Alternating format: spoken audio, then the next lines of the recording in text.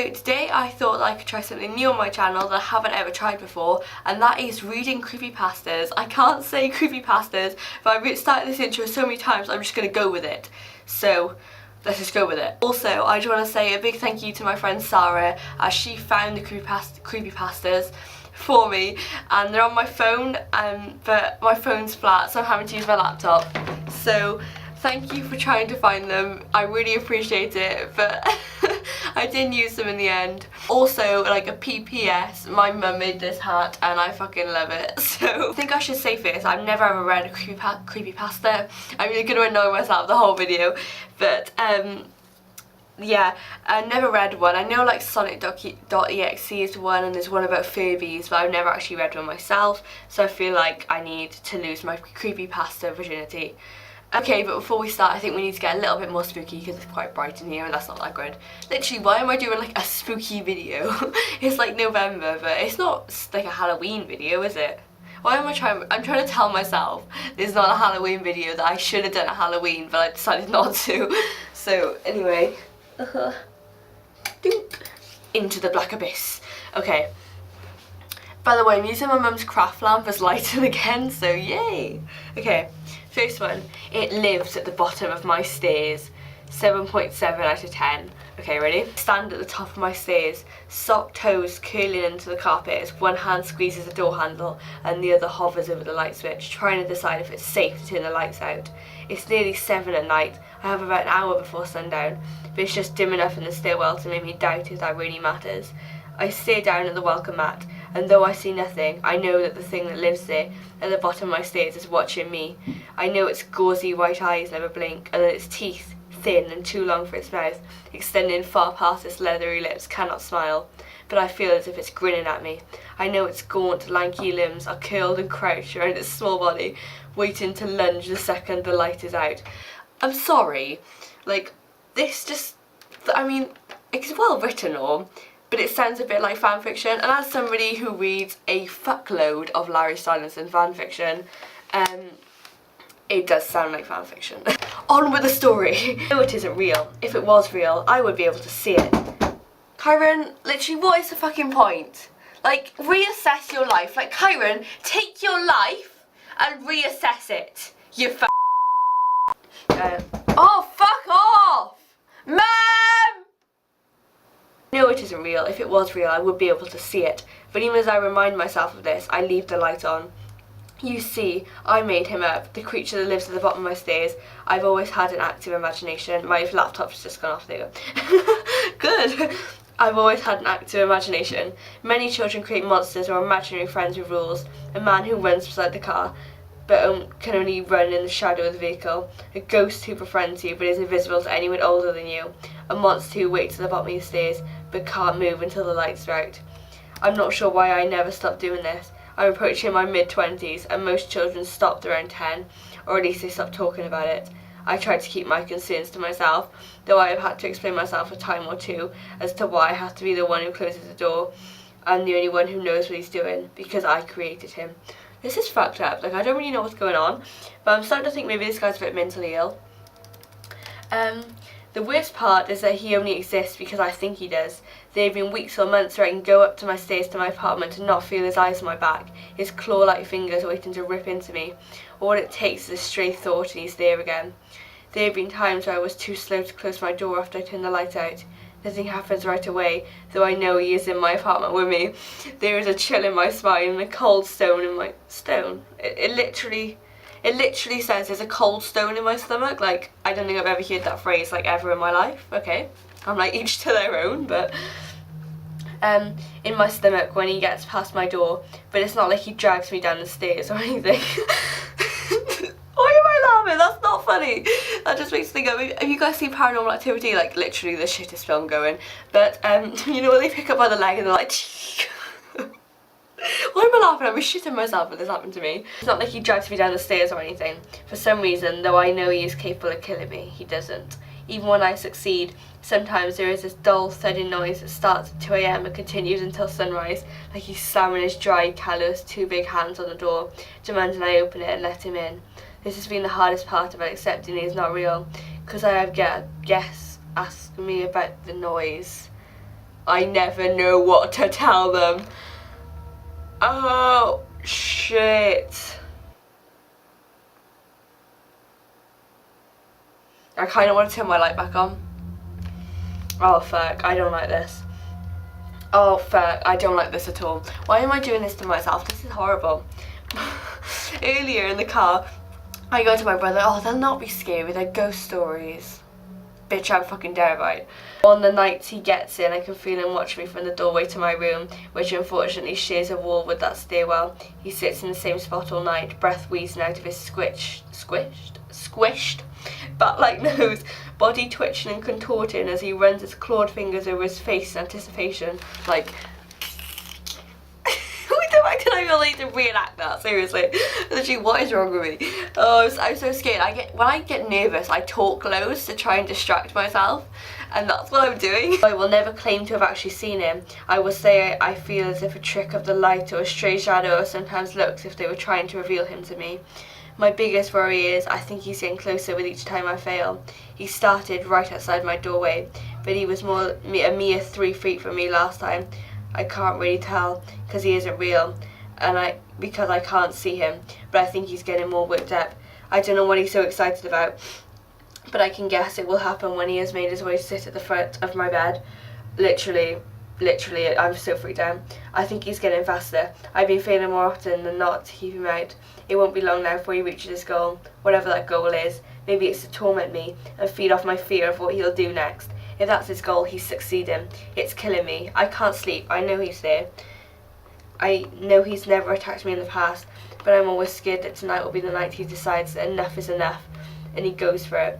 My lack of sleep is hurting my job. My paranoia is ruining my relationships. All I do is sit at home and hide away from the creature I don't know how to stop. I'm sick at it. Sick at it. Sick of it. Can't talk. So tonight, I'm not going to hide. Yeah, that's a smart move. Like... Tonight, I'm leaving the door to the stairwell open when I turn off the lights. I'm turning off all the lights in my shitty apartment. I'm going to sit on my bed in the dark. Tonight, when his twisted body lunges and launches his way into my room, I'm not going to pretend I don't see him. I'm not going to pretend that just because I made him up, that means he's not real. I'm going to look him in those disgusting cloudy eyes, accept my fate. I'm tired of waiting. My brother just sneezed and it literally gave me a heart attack. Right, okay. I'm so on edge. Yeah, that was really... I didn't like that at all. It freaks me out because now whenever I go down my stairs, I'm going to see things in the bottom of my bed. I think we should just move on to the next one. Okay, the thing I saw the day my friend... Oh, for fuck's sake. Literally for fuck's sake. The thing I saw the day my friend died. I'm like, oh, my friends, please don't die. This is an 8.6 rating, so I'm presuming the higher the rating, the scarier it is. This happened years ago, but it is still something that sticks with me. This all happened like a sequence. You never know if things are supposed to happen for a reason or if some unknown outside force influences it. But first, the backstory. Ooh, I love me a good backstory. Friend, let's call her Jenny, was a cheery, happy-go-lucky young woman. I just read that so wrong, and I don't want to say... Wow, okay, I just read that ridiculously wrong. Like, I'm going to insert the picture of the line, and I want you guys to just read that and see. Now, read it now. What did you read that as? Oh my god. I was like, I can't read that out. Okay. She rode one of them crotch rocket bikes and loves riding it. Always up for new and exciting things. She took a job as for fuck's sake. Job as a security guard for a casino I worked at. She was always that ray of sunshine that would bring you up if you were having a bad day. Even when she was feeling down, she always made it to the point to make sure you were feeling better. One time during a conversation we were having on the floor, she stopped and just, as I first saw, stared at me. I realised after a little bit that she wasn't staring at me, but behind me. I turned but saw nothing. She seemed to snap out of it after a bit and brushed off, as losing a track of thought. I never questioned it at the time. One day she came in 2 hours late. His superior wasn't too happy. He actually sought me out on the floor to see if I could get a hold of her. When she did come in, she looked worse for wear. She was unkempt, baggy red eyes and jittery. When questioned by her superior, she put it as a late night out. When she came to the floor, she pulled me aside and asked me to meet up after work. We met at Denny's and she proceeded to tell me what was going on. You know, it's classy when you're meeting at Denny's. Like, she, as she put it, was having weird shit happen to her, and that's called drugs, love. Like, if you're trying them, you need to tell somebody. It started subtly at first, a chill here, a noise there, nothing she couldn't explain away. But as time progressed, things got weirder, the chills got colder, the noises got louder and more frequent. Things were never where she left them. Then it started happening at work. Her desk was always rearranged on how she left it. She thought that someone was messing with her, even voicing her concern, but nobody ever came forward. When she was walking the floor, she would feel a tap on her shoulder or a tug at her shirt, with nobody around. When she would walk to her office, which was located near the uniform room in a less trafficked area of the building, she always heard footsteps in line with hers, as if someone was walking right behind her. It was there one day, she said, she got scared and real bad, answering the call of nature she had to begin when. She said there was a single light knock on the stall door. She had announced herself in the stall when someone knocked again, this time 2 of them, lighter than the first. She had said she was using it and to use another when the door began to rattle as if someone was jiggling the handle. Straight up a list of things I'm now permanently scared of. Toilets, doors and stairs. Should we add a couple? Oh, friends. I'm now scared of you guys, sorry. Anything else? It stopped. She said she was about to get up when, to her horror, the sliding lock began to slowly move, unlocking itself. Jenny said she flung the door open and no one was there. When she got out of the stall, no one was there. She was about to walk out when, turning towards the store, she said, I can't talk, I've just read ahead. Oh my god, laptop. My laptop went off and I had a heart attack, right. She said she saw a dark mass, humanoid looking, peeking out behind the furthest door. She said she has seen it often since. The day she was really late, she said she'd awoken from her sleep. It was night, her room was dark. And she had a dreaded feeling like she wasn't alone. The only thing that she could was move her eyes. She recalled, and she happened to look up with them, seeing this humanoid mass looking right down at her, a faint glow where her eyes would be. She said she closed her eyes and was able to scream, finally gaining control of her body. She jumped out of bed and tried to turn the light on near her bed, but it wouldn't work. The mass then started to come towards her, blocking her bedroom door. She said she ran into the closet and shut it. The light in the closet worked. She said she was afraid of opening the door. She heard it moving around the room. She fell asleep in there, not waking until late in the morning. Got quickly dressed and came in, hence her appearance. The last week of her life she stayed with me. Despite the odd occurrence of work, nothing ever happened at my place. She was peaceful, she was sleeping and eating again, and on her days off she reported nothing happening. The day she died was one of the strangest and scariest days of my life. It started with me going in like normal. I came in at 8 and Jenny came in an hour later. Things were pretty normal, and at 12 we went to lunch. During lunch she told me she was going to go back to her place. The last week was pretty good and she hoped that whatever it was had finally left her alone. After that we went back to our posts. About half hour after my lunch, my supervisor calls me into the office and says one of the swing shift people called out and asked if I could pull a double. Sammy. If I agreed, I could take the next day off or come in and get the overtime, so I agreed. At around the same time, Jenny was asked to stay a few hours more as one of her co-workers had suddenly got ill and had to go, so she agreed. After that, I got the strangest feeling like I was being watched. Couldn't explain it. I felt like someone was staring at me in my empty parts of the floor. Jenny told me she started to feel like a weight was being lifted off her, but she also felt like I was in trouble somehow. She said something in the back of her head said that someone was mad at me, like they hated me, but she didn't know who, nor could she explain why it was that specific. Right, okay. My braces are giving me a terrible lisp, in case you can't already tell. I can't seem to pronounce words either, and they're trying to make me say specific. I'm gonna have to write it on that. I can't say it. Oh, for God's sake. I'm saying that's specific. This is not even funny.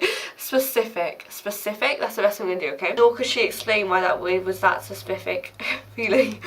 My second shift started and an extra hour started like this. Some of my co-workers reported feeling uneasy around me, while Jenny said that she was becoming her old self again. When Jenny was getting ready to find her shift at 11 in the evening, I took my final break to say goodbye.